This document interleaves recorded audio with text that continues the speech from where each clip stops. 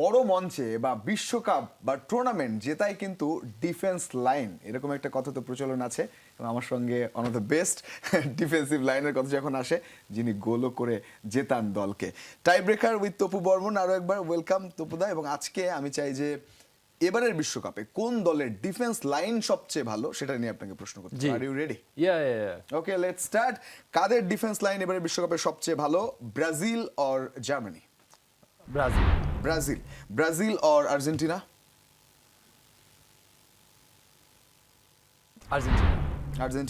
Argentina or Morocco? Argentina or France?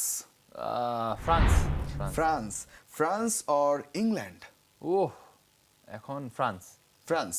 Okay, last one. France or Spain? France. G. So France defence line জিতে গেছে, তবে কেন সেই এক্সপ্লেনেশনটা একটু না, আসলে যদি চিন্তা করেন যে তাদের যে ডিফেন্স লাইন কোন্ডে এবং ওপামেকানো, তার সাথে স্লেভা এবং তার সাথে থিও সিলভা, যারা কিনা থিও হার্নান্দেজ, তো সেই ক্ষেত্রে আমি বলবো তাদের কোনাতের মতো ডিফেন্ডার যে কিনা লিভারপুলের কন্টিনিউ ম্যাচ খেলে, সে কিন্তু বসে থাকে। তো আমি বলবো যে তাদের যে ধারাবাহিক পারফরমেন্স এবং তারা সব জায়গায় ভালো করেছেন, ইন্ডিভিজুয়াল এবং কালেকটিভলি করবে এখন আমি আশা করি, এবং তারা আমার মনে হয় যে তাদের এই ডিফেন্স সলিডটা অনেক দূর যাবে। Thank you so much. ফ্রান্সের ডিফেন্স লাইন এবারে বিশ্বকাপের সবচেয়ে ভালো। প্রত্যেকদিন এরকম টাই ব্রেকার দেখতে চোখ রাখুন। আজকে এ পর্যন্তই।